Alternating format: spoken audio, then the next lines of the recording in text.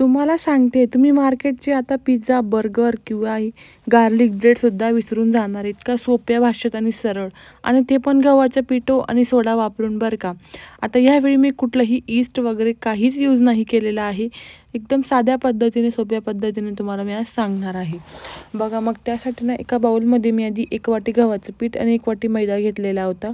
नंतर दुसऱ्या वाटीमध्ये अर्धा कप दही घेतले आहे. दही आंबट राहिलं तरी चालेल, काही प्रॉब्लेम नाही. 1 चमचा साखर, अर्धा टीस्पून मीठ घेतलेलं आहे, अर्धा टीस्पून बेकिंग पावडर आणि अर्धा टीस्पून बेकिंग सोडा. असं मेजरमेंट तुम्हाला इथं घ्यायचं आहे. बाकी सर्व डिटेल्स मी खाली डिस्क्रिप्शनमध्ये टाकून देईल, तर तुम्हाला काही कन्फ्युजन असेल तर तुम्ही खाली जाऊन नक्कीच चेक करा. आता काय करू, थोडंसं मिक्स करून घेऊ, म्हणजे साखर थोडीशी वितळून जाईल. त्यानंतर ह्यामध्ये लगेच आहे ना आपण हे मैदा आणि गव्हाचं पीठ टाकून घ्यायचं आहे.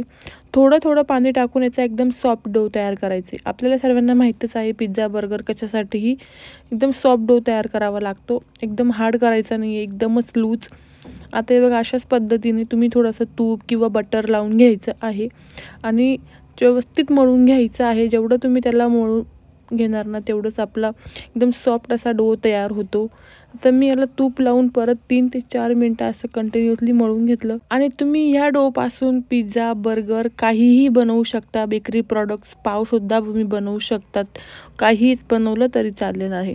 आता याला परत मी त्याच बाउलमध्ये थोडंसं तूप लावून ग्रीस करून 1 तास झाकून ठेवणार आहे. तुम्ही जास्त वेळ ठेवलं तरी काही प्रॉब्लेम नाही, 1.5-2 तास पण तुम्ही ठेवू शकतात.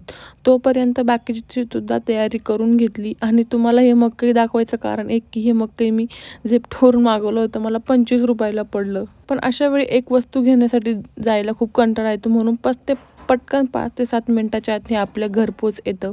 त्यानंतर मी तर छोटा एक पॅन ठेवलेला आहे, त्यामध्ये थोडंसं बटर टाकून घेतलं. तुम्ही तूप टाकलं तरी काही प्रॉब्लेम नाही बरं का. असं नाही की बटरच यूज केलेलं पाहिजे. थोडंसं लसूण घेतलेला आहे आणि लसूण तेलामध्ये थोडासा फ्राय करून घेऊ.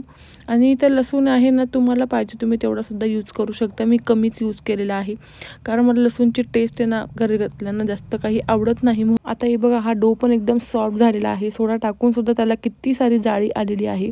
आता परत थोडंसं गव्हाचं पीठ टाकून घेतलं आणि परत 3 ते 4 मिनटं याला पिठाला मळून घेतलेलं आहे. आता याच पीठ आपलं रेडी झालेलं आहे. आता मी या पीठचे 2 भाग करून घेते. मी एकापासून गार्लिक ब्रेड बनवला होता आणि एकापासून मी पिझ्झा बनवलेला होता. आता पुढची प्रोसिजर एकदम सेम आहे. आता काय करू, लाटण्याने ना याला गोल लाटून घ्यायचं आहे. आता मी या डिशमध्ये याला सेट करायला ठेवणार होती, म्हणजेच बेक करायला. त्याच्याच मेजरमेंटनुसार मी इथंही लाटून घेतलेलं आहे. आणि काय झालं, माझ्याकडे ना बटर पेपरच संपला होता, म्हणून मी काय केलं, एक नोटबुकचं साधं पेज घेतलेलं आहे. चिपकत नाही म्हणून अजिबात टेन्शन घ्यायचं नाही आहे तुम्ही. पटकन निघतं बेक झाल्यानंतरसुद्धा. एमर्जन्सीला एखाद्या वेळेस यूज केलं तरी काही प्रॉब्लेम नाही, चालतं. आता हा लसूण पण छान फ्राय झालेला होता ना, याला चमच्याने असं किंवा पावभाजी मॅशरने मॅश करून घ्यायचं. 1 चमचा मी तूप टाकून घेतलं, थोडंसं ओरिगॅनो, चिली फ्लेक्स. तुमच्याकडे जर पिझ्झा सीझनिंग असेल तर तुम्ही ते यूज केलं तरी चालेल. आता याला सर्व मिक्स करून घ्यायचं. वाटेल थोडी कोथिंबीर पण टाकू शकता. आणि ह्या बेसवरती इथं हे लावून घ्यायचं आहे. वरून तुम्हाला आवडतील त्या भाज्या, रंगीबिरंगी शिमला मिरची, कॉर्न आणि भरपूर सारं चीज टाकायचं आहे. चीज कोणतंही वापरलं, क्यूब घ्या किंवा असे मोठे मोठे स्लाईस घेतला तरी काही प्रॉब्लेम नाही. मी थोडंसं क्यूब पण टाकून घेतले होते माझ्याकडे.